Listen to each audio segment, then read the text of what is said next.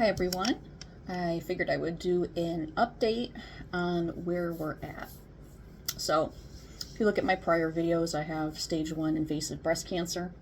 June 10th, I had a partial mastectomy with a bilateral reduction reconstruction. About a week later, my pathology results came back and showed just a whole lot of cancer in the breast and additional tumors that were not seen outside of the two that they were targeting with surgery. Additionally, it was just full of ductal carcinoma in situ. So the recommendation, had we known that, and the recommendation now is to have a full mastectomy of the right breast. So that will be happening hopefully by the end of this year. I am in the middle of 4 chemotherapy treatments. I've had 1 so far. I'm doing TC therapy, which is for early stage breast cancer. I'm specifically taking Docetaxel and Cyclophosphamide. And side effects actually of the chemo itself were not bad. The worst one from the chemo probably was the exhaustion. So a good 4 or 5 days I was totally exhausted. And I lost complete sense of taste. That treatment was August 5th. Today's August 19th. For the last 3-4 days, I can taste now in full for the most part. But just like clockwork, yeah, you can even see that, and I barely pulled. Just like clockwork, my oncology team said usually at the 2-week mark, the hair starts coming out. So definitely started yesterday actually. There's just a lot of hair coming out.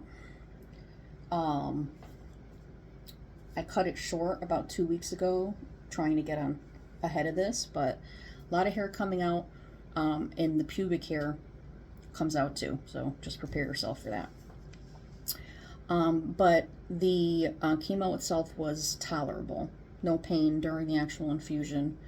I will say though, there is a shot that I don't know that it's required for everyone on chemo, but for the regimen I'm getting, there's a shot, Neulasta Onpro, I think is the name, that I had to get the day after chemo. That shot, even with me taking Claritin daily, because they said the Claritin sometimes offsets the side effect, but that shot gave me severe leg pain, bone pain in my legs. I mean, really bad for about 3 days. Even with 1,000 milligrams of ibuprofen, followed by 1,000 milligrams Tylenol, and rotating that way. So there was not much sleep for 3 to 4 days because of that. So that honestly was bad. I don't know if I have the option to skip that shot. I'm guessing not. But it's something I'm going to discuss with my oncology team because I need to be able to manage that kind of pain better. But outside of that, I feel okay. So my next, I'm looking at a calendar here, my next chemotherapy infusion will be number 2, and that'll be Tuesday, August 26th. I'm hoping these videos just help women out there. I found on YouTube I could find hardly anything current, just very old videos and information out there, even from just individuals sharing. So my purpose is to share, put some more current